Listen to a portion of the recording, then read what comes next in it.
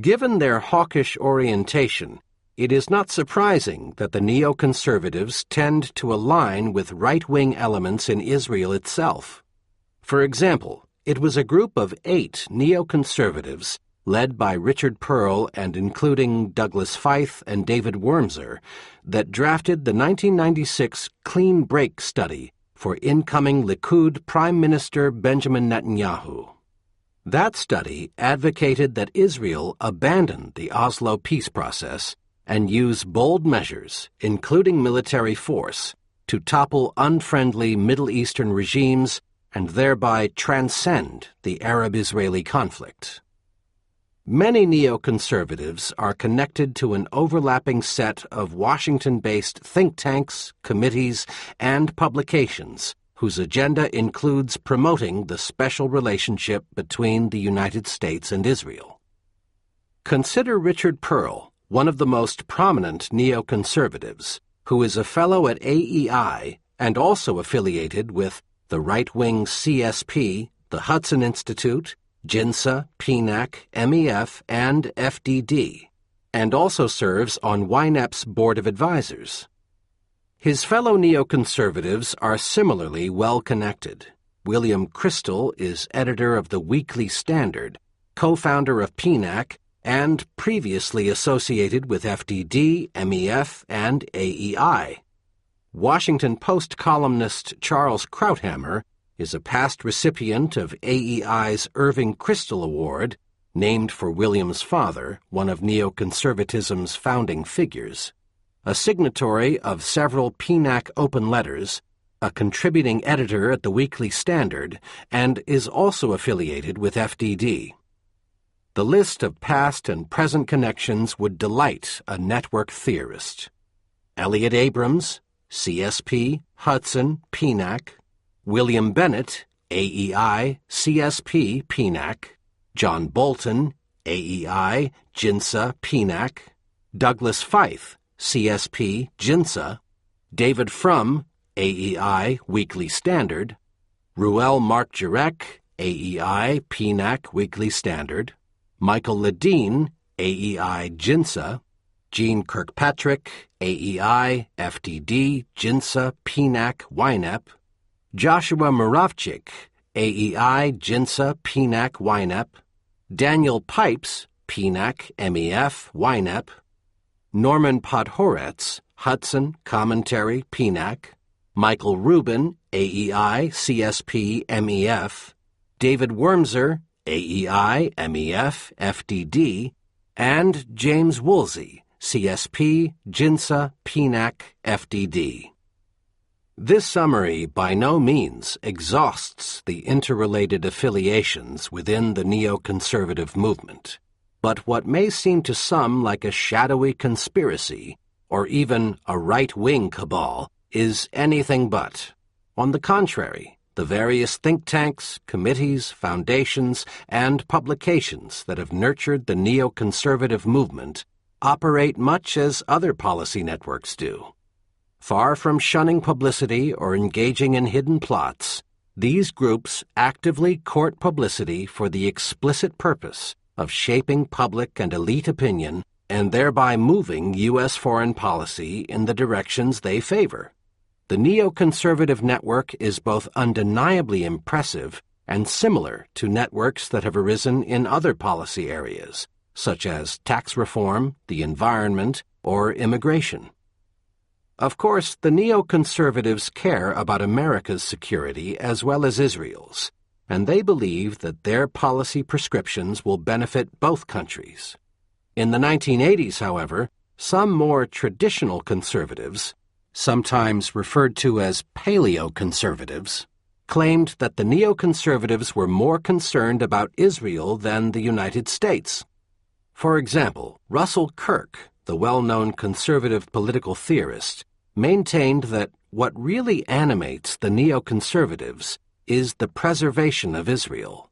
That lies in back of everything. The neoconservatives vehemently denied these charges, which led to several bitter exchanges between these contending conservative factions. That conflict eventually subsided, but tension still remains between these two strands of the conservative movement. A number of commentators have emphasized the Jewish roots of neoconservatism, even though many of the movement's key tenets run counter to the liberal attitudes that still predominate in the American Jewish community. In The Neoconservative Revolution, Jewish Intellectuals and the Shaping of Public Policy, a book that paints a sympathetic portrait of its subject, Murray Friedman goes so far as to describe neoconservatism as American Jewish conservatism. But not all neoconservatives are Jewish, which reminds us that the lobby is defined not by ethnicity or religion, but by a political agenda. There are a number of prominent Gentiles who have adopted most, if not all, of the basic tenets of neoconservatism, to include vigorous support for Israel and a tendency to favor its more hardline elements. Their ranks include the Wall Street Journal editor Robert Bartley, former Secretary of Education William Bennett, former UN ambassadors John Bolton and Jeane Kirkpatrick, and former CIA Director James Woolsey. Although these non-Jews have played an important role in pushing forward the neoconservative agenda, Jews nonetheless comprise the core of the neoconservative movement. In this sense, neoconservatism is a microcosm of the larger pro-Israel movement. Jewish Americans are central to the neoconservative movement, just as they form the bulk of the lobby, but non-Jews are active in both. Neoconservatives are also emblematic insofar as much of their political agenda is at odds with the traditional political views of most American Jews.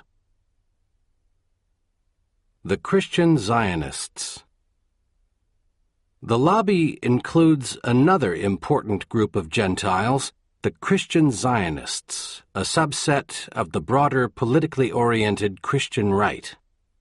Prominent members of this constituency include religious figures such as the late Jerry Falwell, Gary Bauer, Pat Robertson, and John Hagee, as well as politicians like former House Majority Leaders Tom DeLay, Republican Texas, and Richard Armey, Republican Texas, and Senator James Inhofe, Republican Oklahoma.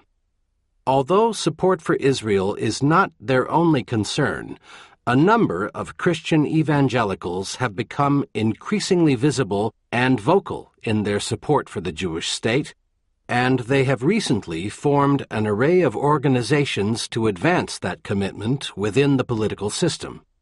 In a sense, the Christian Zionists can be thought of as an important junior partner to the various pro-Israel groups in the American Jewish community.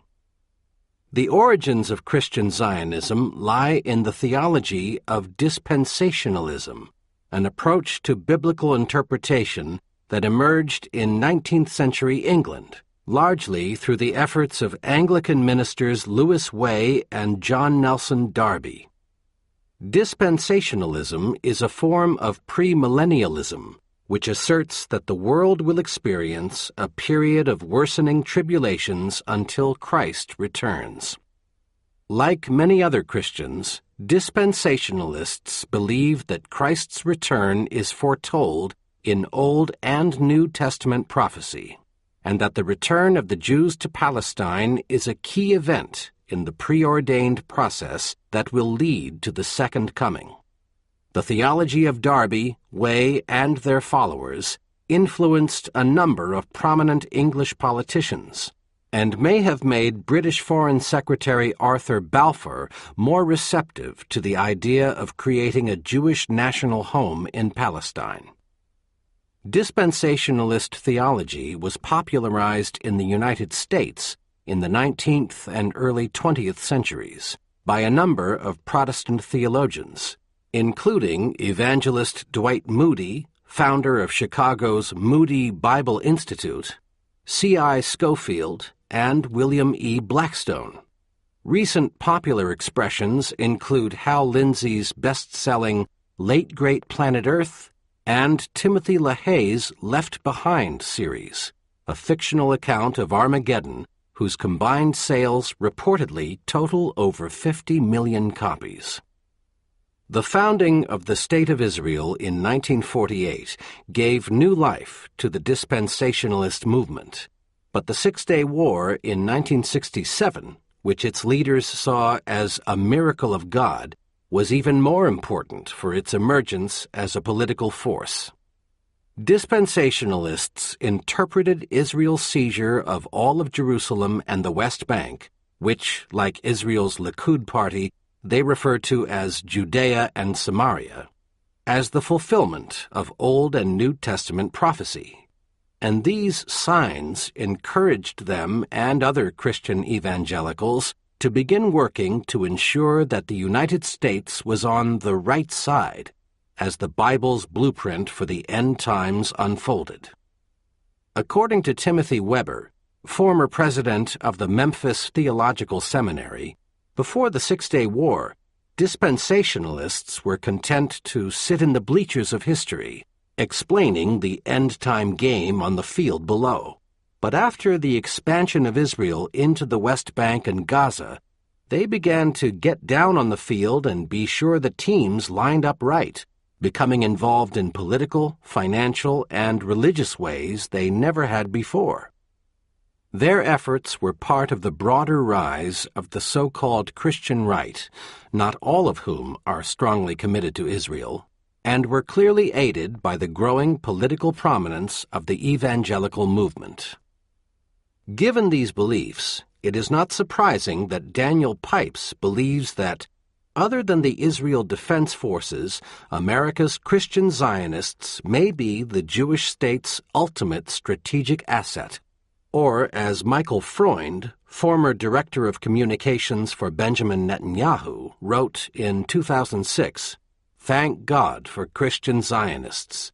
Like it or not, the future of the relationship between Israel and the U.S. may very well hinge far less on America's Jews than on its Christians." Christian Zionists have formed a number of organizations whose avowed purpose is to encourage support for Israel.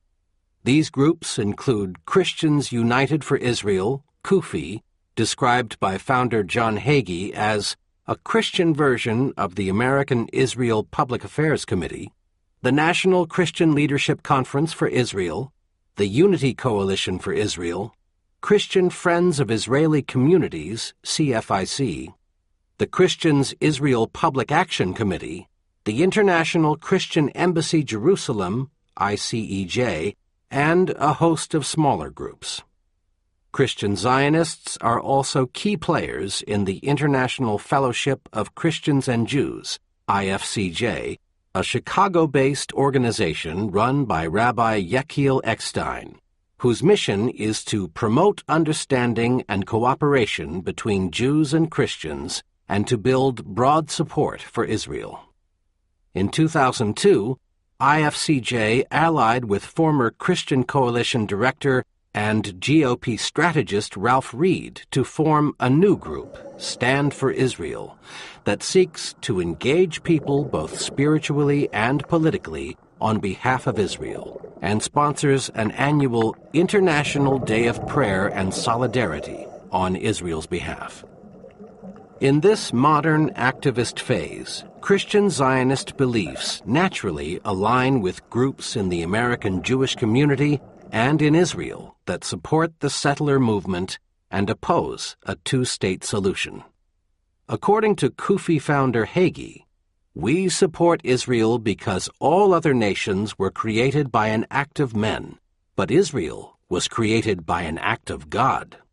Hagee has also told followers that God opposes giving away the land, and claims his movement has raised over $12 million to help settle new immigrants in Israel, including in settlements in the occupied territories. Hagee's views are typical of Christian Zionism.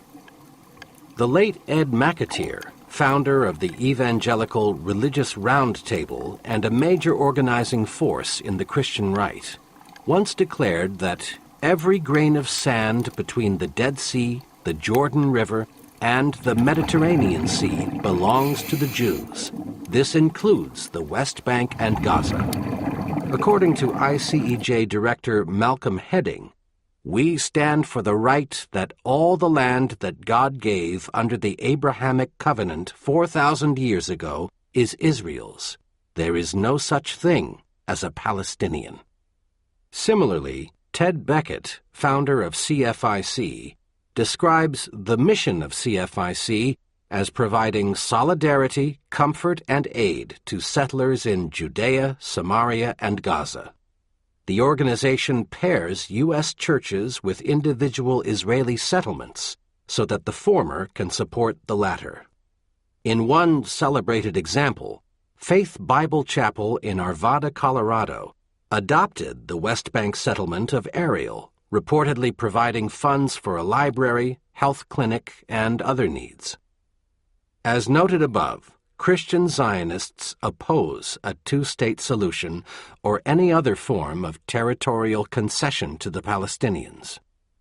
On the eve of Egyptian President Anwar Sadat's breakthrough visit to Jerusalem in 1977, evangelical groups published advertisements in major American newspapers saying that they viewed with grave concern any effort to carve out of the Jewish homeland another nation or political entity. In 1996, the Third International Christian Zionist Congress resolved that the land which he promised to his people is not to be partitioned. It would be further error for the nations to recognize a Palestinian state in any part of Eretz Israel. Such ardent beliefs led Christian right leader and former GOP presidential hopeful Pat Robertson to suggest that the stroke suffered by Israeli Prime Minister Ariel Sharon in January 2006 was divine retribution for Sharon's decision to withdraw from the Gaza Strip. In Robertson's words, he was dividing God's land, and I would say, woe unto any prime minister of Israel who takes a similar course to appease the European Union, the United Nations, or the United States of America. God says, this land belongs to me, and you'd better leave it alone. Robertson later apologized for his inappropriate and insensitive remarks, but they offer a revealing insight into how some Christian evangelicals justify a greater Israel. These same beliefs appear to have influenced several prominent U.S. politicians. In 2002, House Majority Whip and later Majority Leader Tom DeLay told Aipac's annual policy conference that he opposed giving land to the Palestinians, saying, I've toured Judea and Samaria, and I've stood on the Golan Heights. I didn't see occupied territory. I saw Israel. DeLay's predecessor as Majority Leader, Richard Armey, told Hardball's Chris Matthews in May 2002 that he was content to have Israel grab the entire West Bank, and that he happened to believe that the Palestinians should leave. Or, as Senator James Inhofe told his colleagues in a floor speech explaining why Israel had the right to all of Palestine, this is the most important reason, because God said so. It is at this place, Hebron, where God appeared to Abraham and said, I am giving you this land, the West Bank. Given the Christian Zionists' support for an expansionist Israel, it is not surprising that Israeli hardliners have been eager to make common cause with them, especially given the growing opposition to the occupation within mainline Christian churches. As Colin Schindler observes, a symbiotic relationship thus came into existence after 1977 that served both the ideologies of the Israeli right and the Christian right. Menachem Begin's Likud government actively courted evangelicals in this period, giving Falwell a private jet in 1979 and making him in 1980 the only Gentile ever to receive the coveted Jabotinsky Medal for outstanding achievement, Other recipients include authors Leon Uris and Elie Wiesel. When Israel bombed Iraq's Osirak reactor in 1981, Begin reportedly called Falwell before calling President Reagan, asking Falwell to get to work for me and explain Israel's action to the American public. Prime Minister Benjamin Netanyahu brought a group of evangelical leaders to Israel in 1996 under the auspices of the Israel Christian Advocacy Council, and Pat Robertson and Ehud Olmert, mayor of Jerusalem at the time, served as co-chairs of the Praying for Jerusalem campaign in 2002. The Israeli government has encouraged Christian tour groups to visit Israel, both as a source of tourism income and to solidify evangelical support back in the United States. Thus, in 2002, Prime Minister Ariel Sharon told ICEJ's annual Feast of Tabernacles meeting, reportedly the largest foreign religious gathering in Israel, that we need you and we need your support. I also have a message I would like you to take home. Send more people like you to visit Israel. Sharon's successor, Ehud Olmert, offered a similar message when he was mayor of Jerusalem, telling the gathering, "You are part of our army, of our power, of our defense." Christian Zionist organizations have become increasingly visible on other Middle East issues as well. CUFI organized a pro-Israel meeting in Washington during the Second Lebanon War in the summer of 2006, and Jerry Falwell chose that moment to warn, "We are on the verge of a war without borders, which will serve as a prelude or forerunner to the future Battle of Armageddon and the glorious return of Jesus Christ." Best-selling millenarian author Hal Lindsey wrote in January 2007 that a preemptive nuclear strike on Iran was the only logical choice available to Israel. And John Hagee warned in his 2006 book, Jerusalem Countdown, the coming nuclear showdown with Iran is a certainty. The war of Ezekiel 38:39 could begin before this book gets published. Hagee also condemned the bipartisan Iraq Study Group report in December 2006, saying that James Baker is once again sticking the knife in Israel's back, and declaring that my father's generation would have bombed Iran by this time. Some Jewish American organizations have welcomed this alliance with the Christian Zionists, despite lingering concerns that these groups seek to advance a Christian agenda in the United States and to convert Jews to Christianity. Aipac established its own liaison office to work with the evangelical movement. Pro-Likud organizations such as the Zionist Organization of America forged close links with Falwell, and cooperation with Christian evangelicals even received a blessing in the pages of commentary from Irving Kristol, one of Neoconservatism's founding fathers. According to Nathan Perlmutter, former director of the ADL, Jews can live with all the domestic priorities of the Christian right, on which liberal Jews differ so radically, because none of these concerns is as important as Israel. Perlmutter's successor, Abraham Foxman, who has regularly criticized the domestic political agenda of the Christian right, echoed this view in early 2007, saying that the ADL welcomed evangelical support at a time when there are serious threats to the Jewish state. According to David Harris, executive director of the American Jewish Committee, willingness to align with the Christian right was essentially pragmatic. The end of time may come tomorrow, but Israel hangs in the balance today.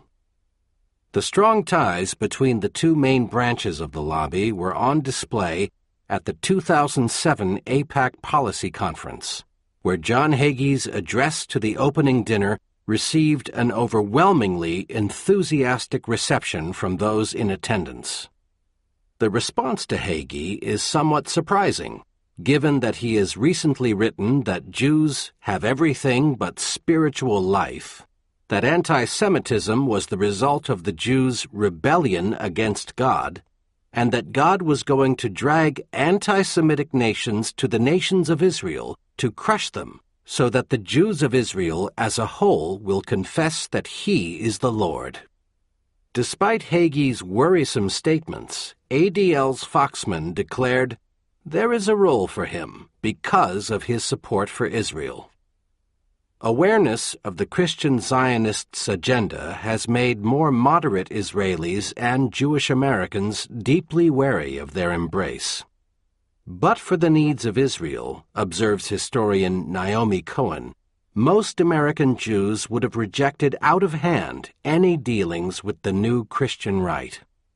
They fear that converting Jews to Christianity is still a long-term goal of many evangelical groups, and they worry that the Christian Zionists' uncompromising views will make it more difficult to reach a lasting peace with the Palestinians. Joanne Mort of Americans for Peace Now terms the collaboration between American Jews and the Christian right an unholy alliance, and Israeli moderate Yossi Alfer warns that Christian support for continued settlement expansion is leading us into a scenario of out-and-out disaster. As he told CBS News, God save us from these people.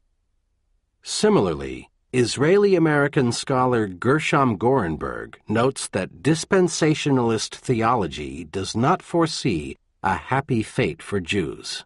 In the end times, the Jews die or convert. In particular, he warns, the Christian Zionists don't love real Jewish people. They love us as characters in their story, in their play.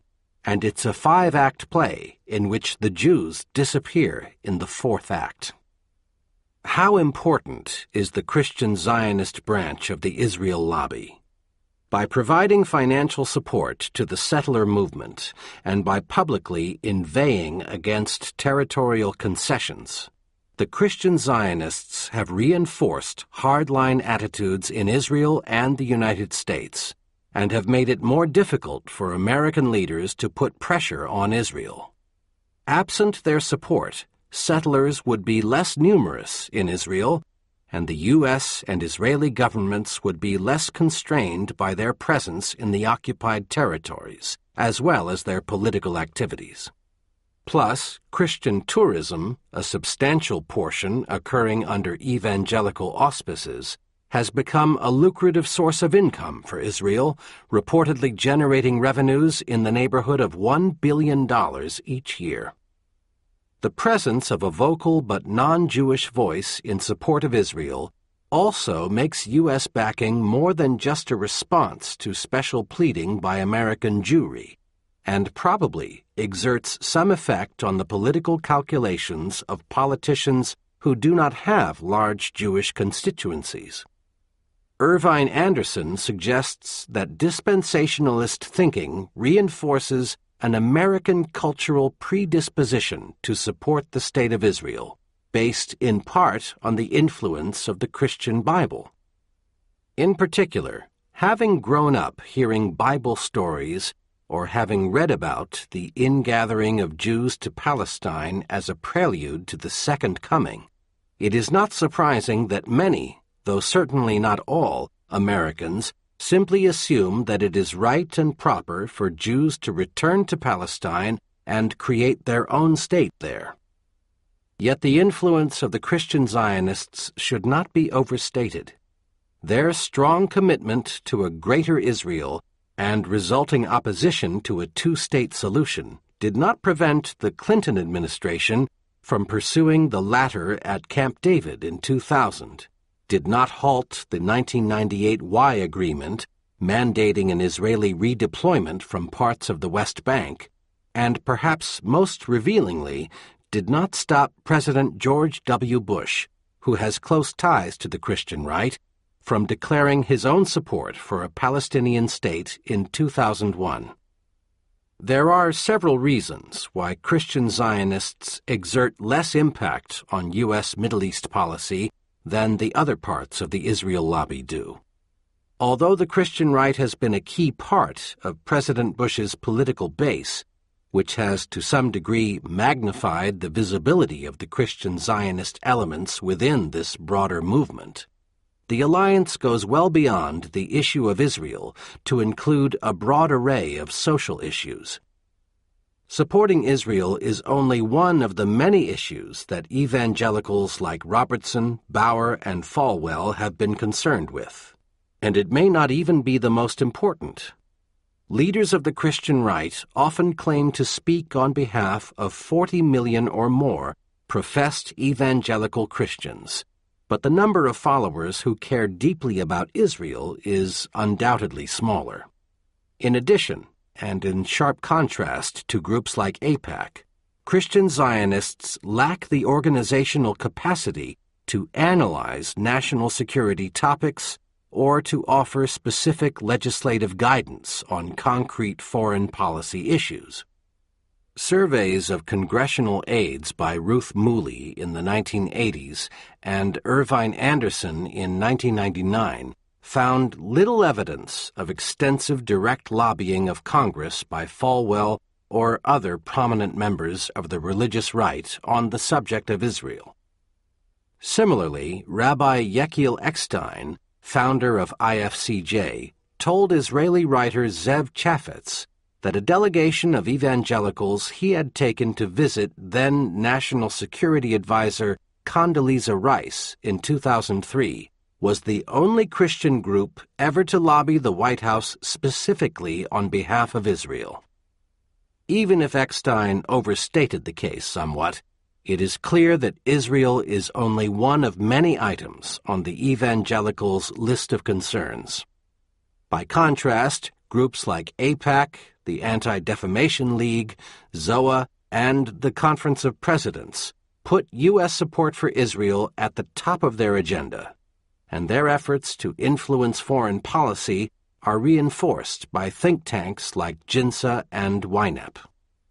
Furthermore, Christianity contains a complex set of moral and religious teachings, and many of its most important precepts neither justify nor encourage unconditional support for Israel. Christian Zionists may believe that biblical prophecy justifies Jewish control of all of Palestine, but other Christian principles, such as Christ's command to love thy neighbor as thyself, are sharply at odds with Israel's treatment of its Palestinian subjects. Familiarity with Old Testament stories and other aspects of the Judeo-Christian tradition has not prevented many mainline Christian churches from openly backing a two-state solution and criticizing various aspects of Israeli policy based on their own commitment to Christian principles of peace and justice. Just as many American Jews do not support everything that Israel is doing, neither do many Christians, including evangelicals. Christian Zionists also lack the financial power of the major pro-Israel Jewish groups, and they do not have the same media presence when it comes to Middle East issues. Leaders like Robertson or Bauer may get lots of media attention when they speak on moral or religious questions, but media organizations are more likely to turn to the Brookings Institution or YNAP when discussing current events in Israel or the Middle East. For all these reasons, the Christian Zionists are best seen as a significant adjunct to the Jewish elements of the lobby, but not its most important part. The lobby's sources of power. Why is the Israel lobby so effective? One reason is the wide-open nature of the American political system. The United States has a divided government, a well-established tradition of free speech, and a system in which elections are very expensive to run and where campaign contributions are weakly regulated. This environment gives different groups many different ways to gain access or influence policy. Interest groups can direct campaign contributions to favored candidates and try to defeat candidates whose views are suspect.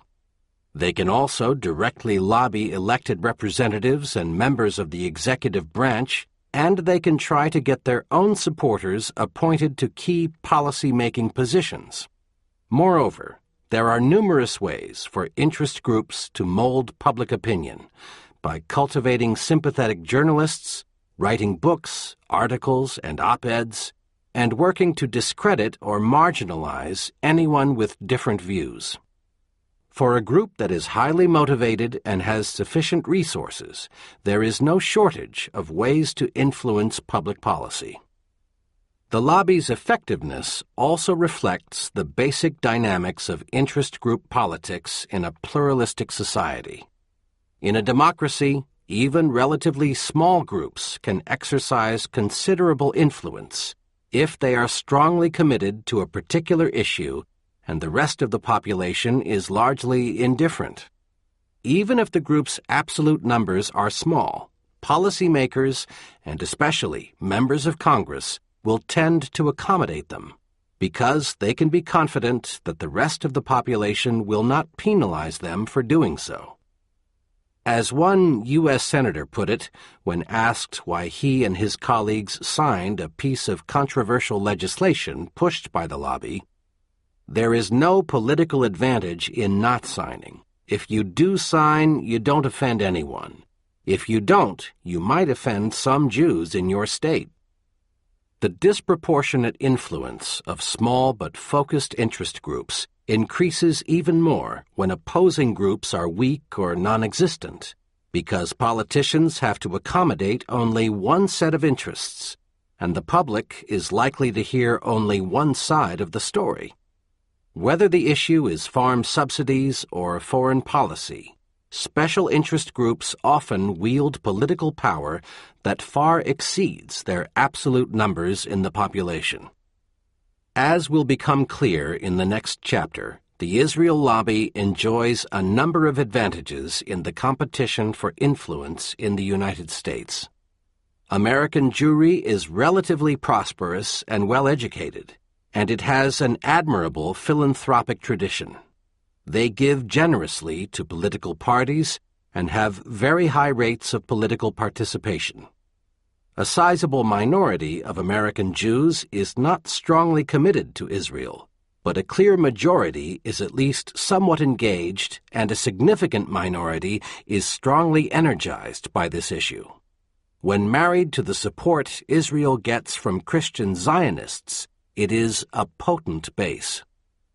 Equally important is the impressive level of resources and expertise within the major Jewish organizations in the lobby. According to political scientist Robert Trice, most major Jewish groups are characterized by large memberships, well-trained professional staffs, adequately financed social, welfare, and political programs, specialized working groups for particular problems, and elaborate internal communications networks. Moreover, the existence of numerous organizations at the local and national level explains the ability of the pro-Israel movement to mobilize rapidly and in a coordinated fashion on a national scale when important foreign policy issues arise. These efforts are facilitated by Israel's generally favorable image in the United States. As former Senator Warren Rudman, Republican, New Hampshire, once commented, "They have a pretty good product to sell." As we shall see, that favorable image is due in good part to the lobby's own efforts to make sure that Israel is portrayed favorably, as well as the broad sense that the United States and Israel are part of a common Judeo-Christian culture and are linked by various informal connections. Finally, the lobby benefits from the absence of effective opposition. As one senator explained, "There's no countervailing sentiment. If you vote contrary to the tremendous pressure of Aipac, nobody says to you, 'That's great.'" Although Arab Americans are a significant minority, they are neither as wealthy, well-organized, numerous, or politically active as Jewish Americans.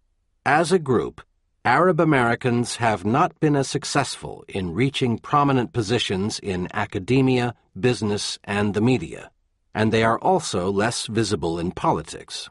This is partly because the main waves of Arab immigration to the United States occurred relatively recently, and first-generation immigrants are less affluent, less represented in important professions, less familiar with American mores and institutions, less active in politics, and therefore less influential than subsequent generations tend to be. Pro-Arab organizations are also no match for the major groups that make up the Israel lobby. There are a handful of pro-Arab and pro-Palestinian interest groups in the United States, but they are smaller than Aipac and other pro-Israel organizations, not nearly as well funded, and nowhere near as effective. According to Mitchell Bard, former editor of Aipac's Near East report, from the beginning, the Arab lobby has faced not only a disadvantage in electoral politics, but also in organization. There are several politically oriented groups, but many of these are one-man operations with little financial or popular support. U.S. politicians rarely, if ever, complain about pressure from an Arab American lobby, and have little reason to adjust their behavior to accommodate it. As Harry Truman famously remarked, "In all of my political experience, I don't ever recall the Arab vote swinging a close election."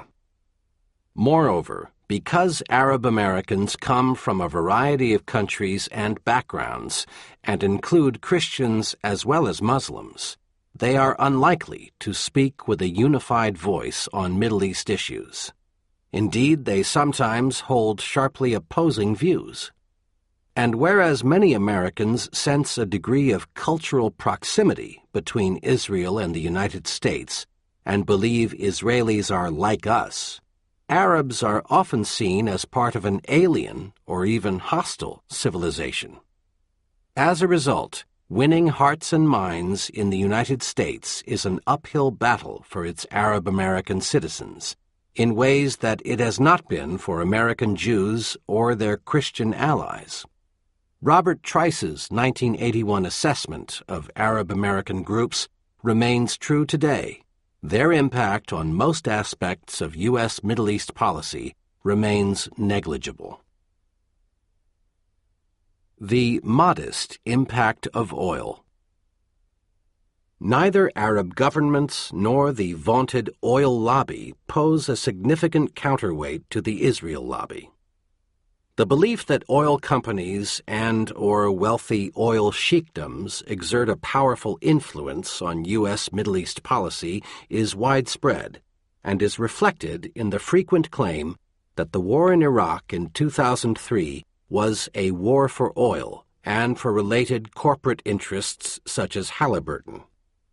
Interestingly, this view is advanced by some of Israel's most persistent critics, such as Noam Chomsky and Stephen Zunes, as well as by fervent defenders like Martin Peretz. More conspiratorial versions of this perspective suggest that personal and financial connections between the Bush family and the House of Saud have shaped U.S. Middle East policy to America's detriment. These various interpretations portray the Israel lobby as just one player among many, and probably not the most important one. There is no question that the United States has a major strategic interest in the energy resources located in the Persian Gulf. Although the United States currently imports more of its energy from Canada, Mexico, and Venezuela than from states in the Middle East, oil and natural gas are bought and sold in a tightly integrated world market, and thus anything that reduces the overall supply is going to push prices up and hurt the American economy.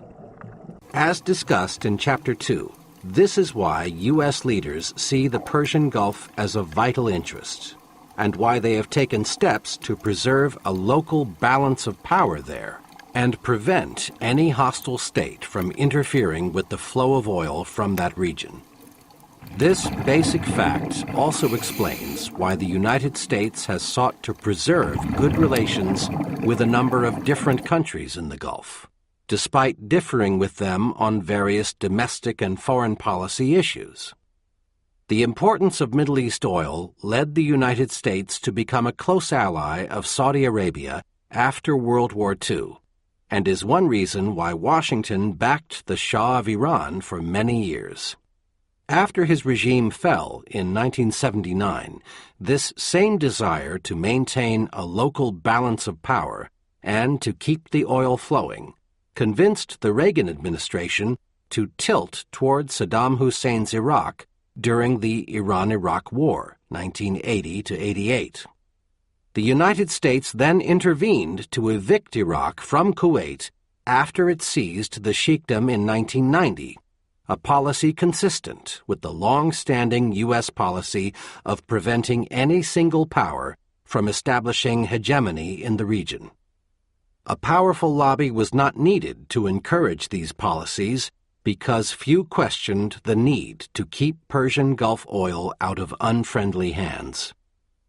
Beyond this obvious interest in preserving access to Middle East oil, however, there is little evidence that either wealthy Arab states or a powerful oil lobby has had much impact on the broad thrust of U.S. Middle East policy.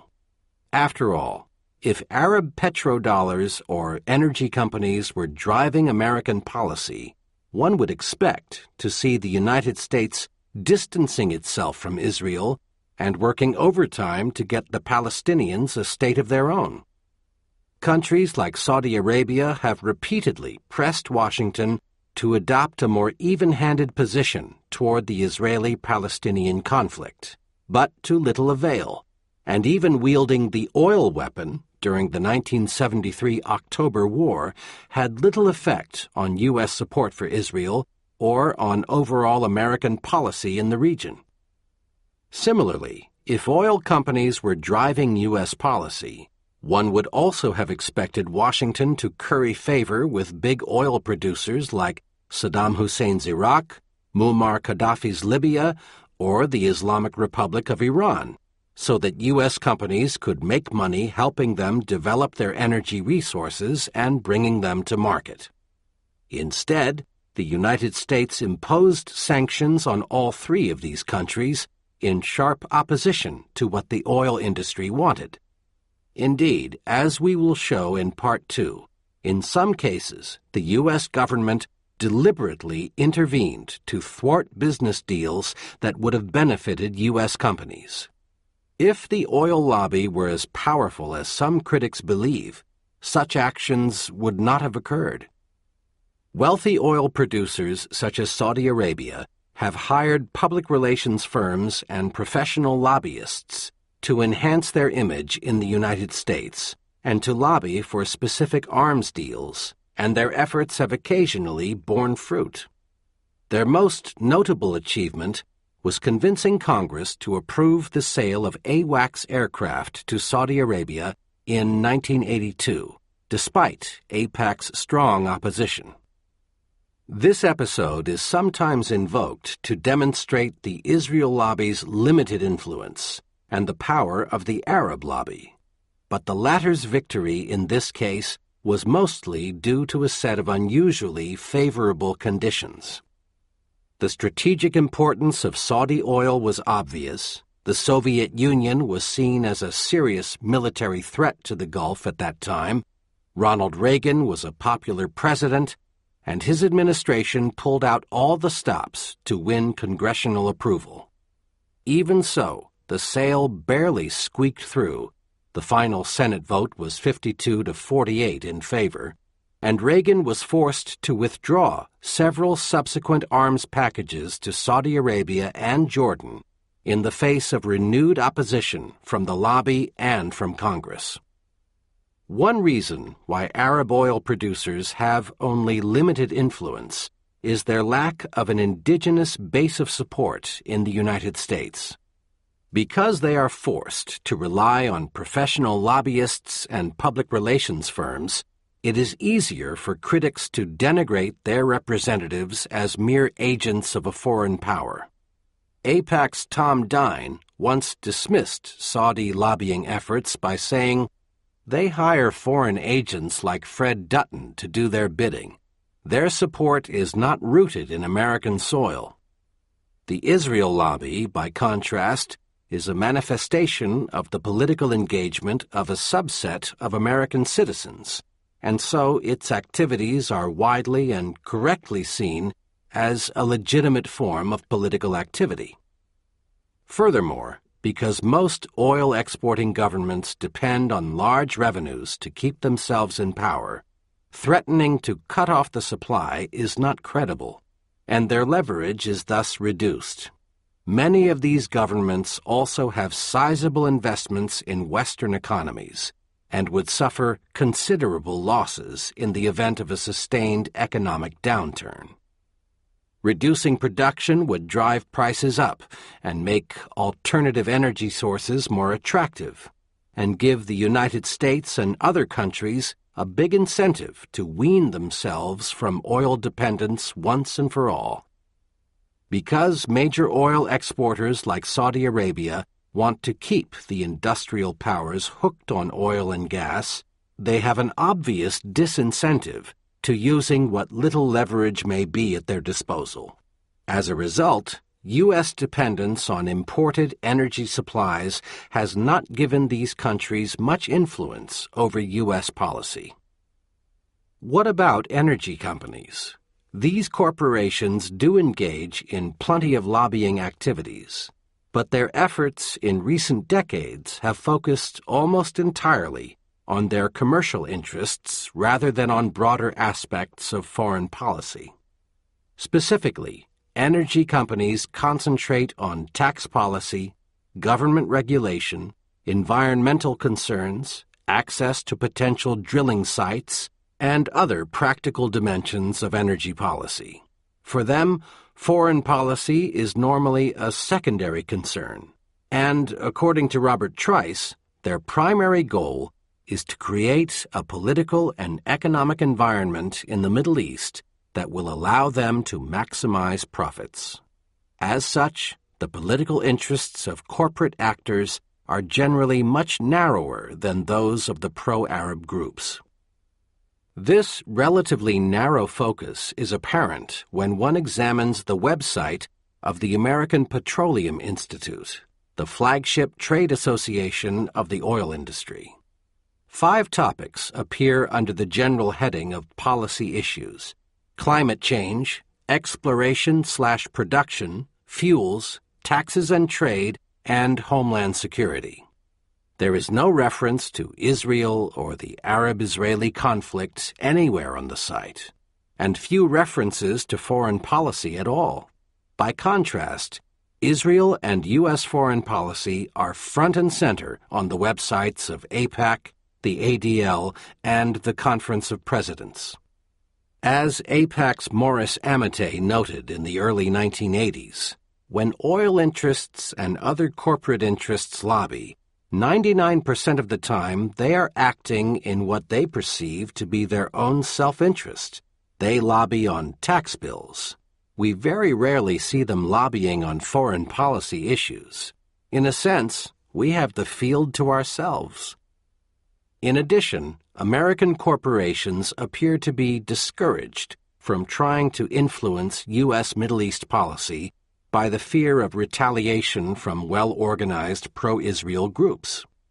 In 1975, for example, the revelation that Gulf Oil had underwritten a number of pro-Arab activities in the United States led to public condemnations by the Conference of Presidents and the Anti-Defamation League. In response, Gulf bought a half-page ad in the New York Times in which it apologized for its action and told readers, "You may be certain it will not happen again." As Trice notes, a vigilant, sensitive, and reactive pro-Israel lobby is one reason why U.S. corporations have tended to avoid direct participation in domestic political debates on Middle East questions. Some commentators believe that oil and gas companies are driving U.S. policy either to gain lucrative concessions in places like Iraq or to foment instability that will drive up oil prices and enable them to reap windfall profits. Not only is there little direct evidence of such behavior, but it runs counter to the long-term interests of major energy companies. Energy companies do not like wars in oil-rich regions, sanctions, or regime change, the staples of U.S. Middle East policy in recent years, because each of them threatens access to oil and gas reserves and thus their ability to make money. And such events also encourage Americans to think more seriously about reducing demand for the oil company's main product. Thus, when Vice President Dick Cheney was president of Halliburton Incorporated, a major oil services firm, in the 1990s, he opposed U.S. sanctions on Iran, a policy, as discussed in Chapter 10, driven largely by the lobby, and complained that U.S. firms were being cut out of the action by America's sanctions-happy policy. Cheney's earlier position suggests that if oil companies controlled Middle East policy, the United States would have pursued a very different agenda in recent years. None of this denies that oil companies, good capitalists that they are, will seek to profit from foreign policy initiatives that they did not encourage. It is not surprising that oil companies want to obtain lucrative concessions in post-Saddam Iraq, just as they would have been happy to do business with Saddam himself.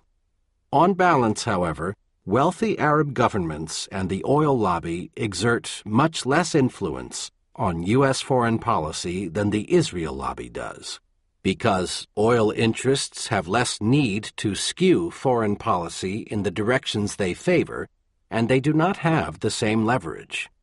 Writing in the early 1970s, Columbia University professor and former Assistant Secretary of State Roger Hilsman observed, "It is obvious to even the most casual observer that United States foreign policy in the Middle East, where oil reigns supreme, has been more responsive to the pressures of the American Jewish community and their natural desire to support Israel than it has to American oil interests."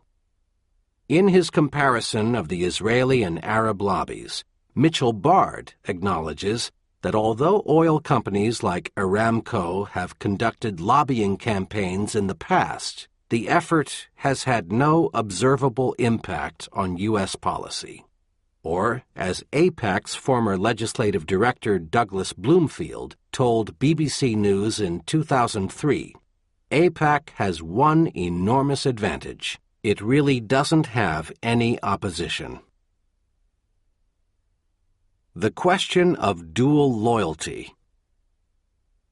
This picture of a powerful special interest group, comprised mainly of American Jews and working to move U.S. policy in a pro-Israel direction, is bound to make some people uncomfortable because it seems to invoke the specter of dual loyalty, which was once a common anti-Semitic canard in old Europe.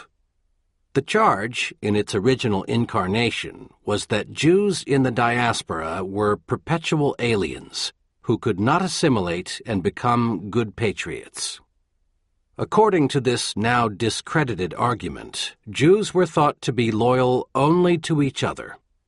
The infamous Protocols of the Elders of Zion, a Tsarist forgery that was exposed and discredited long ago, claimed that Jews operate as a fifth column in the countries where they live, working for a committee of Jewish elders who are secretly plotting to dominate the world. In this earlier anti-Semitic incarnation, dual loyalty was in fact a misnomer, as the charge implied that Jews were loyal only to each other and felt no genuine loyalty to their home countries. Today, however, both scholars and commentators use the term in a neutral and non-pejorative fashion to describe the widespread circumstance where individuals feel genuine attachments or loyalties to more than one country. Thus, in his recent comparison of different ethnic diasporas, Israeli political scientist Gabriel Scheffer distinguishes among total, dual, and divided loyalty, and notes that all three responses occur when members of a particular ethnic, national, or religious group are scattered across different states. As discussed below, other thoughtful Jewish Americans have used dual loyalty to describe their own attitudes and experiences, but their use of the term is very different from its past employment as an anti-Semitic slander. Any notion that Jewish Americans are disloyal citizens is wrong.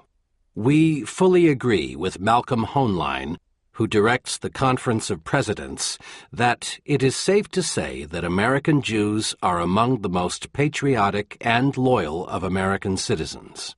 As we have made clear, those who lobby on Israel's behalf are acting in ways that are consistent with long-standing political traditions.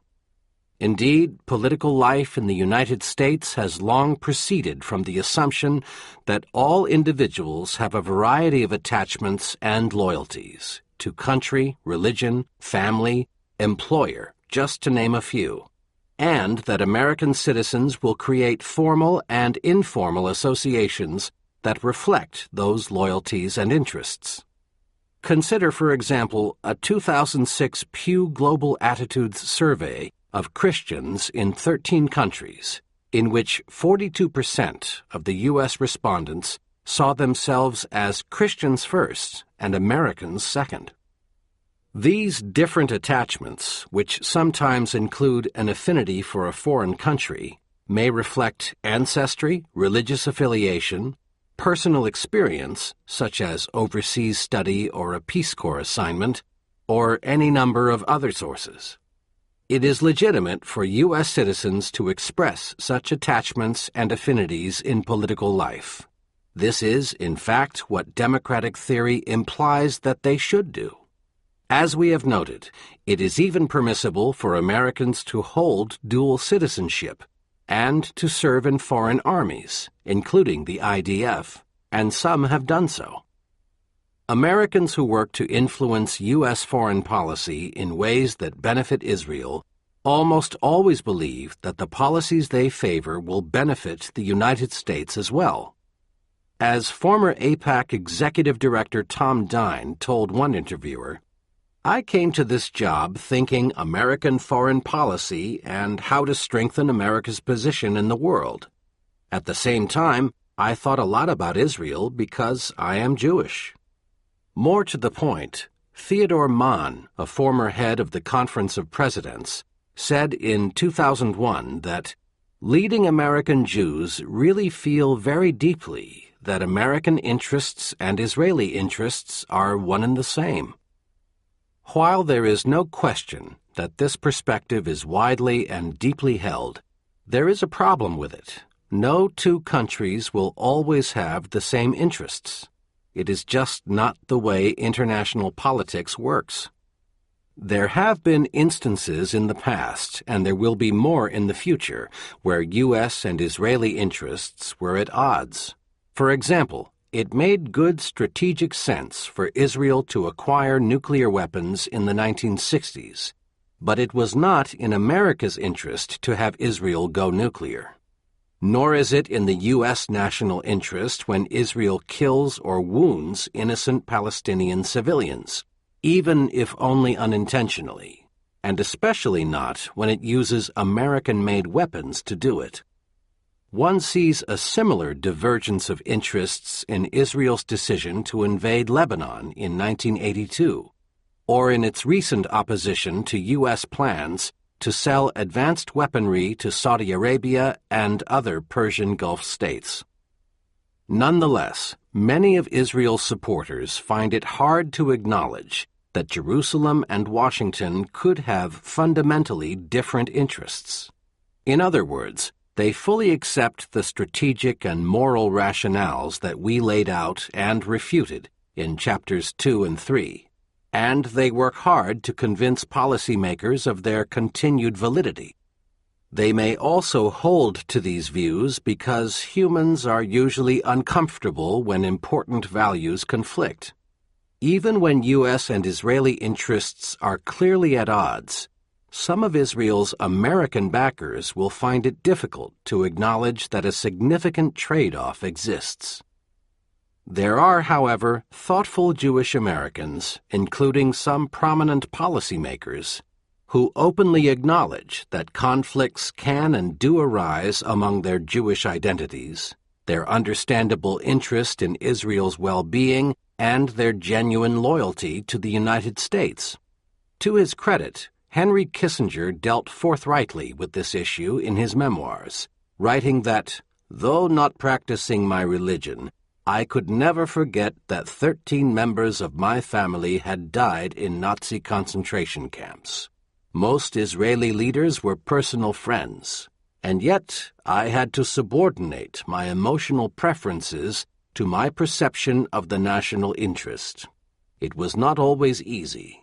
Occasionally, it proved painful." Kissinger acknowledges what many would deny. Tensions are bound to arise whenever Americans have strong affinities for other countries, no matter what the origins of those attachments and no matter how consistently they resolve them on behalf of their homeland. Or, as one of Bill Clinton's Middle East advisers admitted anonymously, we act in America's interest, but through a prism. Another veteran Jewish-American diplomat expressed a similar feeling by saying, "I thank God that I'm not working in Middle East affairs or at the UN, where you might have to vote to condemn the Israelis." These statements are in no sense confessions of disloyalty.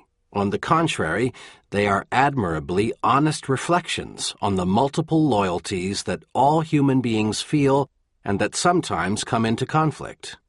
Journalist Eric Alterman offered an equally candid acknowledgement in 2003, noting that his own dual loyalties were drilled into me by my parents, my grandparents, my Hebrew school teachers, and my rabbis, not to mention Israeli teen tour leaders and Aipac college representatives. But instead of pretending that potential trade-offs will never arise, Alterman recognizes that we ought to be honest enough to at least imagine a hypothetical clash between American and Israeli interests. Here, I feel pretty lonely admitting that every once in a while, I'm going to go with what's best for Israel. Yet Alterman is not, in fact, alone. Consider the candid remarks of Stephen Steinlight, former Director of National Affairs at the American Jewish Committee. After recounting his own upbringing in America as a Jewish nationalist, even a quasi-separatist, Steinlight remarks, "The process of my nationalist training was to inculcate the belief that the primary division of the world was between us and them. Of course, we saluted the American and Canadian flags and sang those anthems, usually with real feeling, but it was clear where our primary loyalty was meant to reside. I am also familiar with the classic well-honed answer to this tension any time this is cited. Israel and America are democracies, they share values, they have common strategic interests. Loyalty to one cannot conceivably involve disloyalty to the other, etc., etc. All of which begs huge questions. And while it may be true in practice most of the time, it is by no means an absolute construct, devoid of all sort of potential exceptions. We have no less difficult a balancing act between group loyalty and a wider sense of belonging to America. That America has largely tolerated this dual loyalty, we get a free pass, I suspect, largely over Christian guilt about the Holocaust, makes it no less a reality. It is important to emphasize that this phenomenon is not confined to Jewish Americans. Rather, such tensions are an inevitable feature of a melting pot society that has drawn its citizens from all over the world. It is equally important to note that most American Jews would surely reject any suggestion that they would place Israel's interests ahead of America's if an obvious conflict arose between them. Jews and non-Jews who believe that the United States should continue to give Israel strong and unconditional support have every right to advocate their positions, and it is wrong to question their loyalty when they do. Yet it is equally legitimate for critics to point out that organizations like Aipac are not neutral, or that the individuals who run Aipac, the ADL, the Conference of Presidents, and similar organizations are motivated by an attachment to Israel that is bound to shape their thinking about many foreign policy issues. Why else would Malcolm Hoenlein describe his job as follows: "I devote myself to the security of the Jewish state"?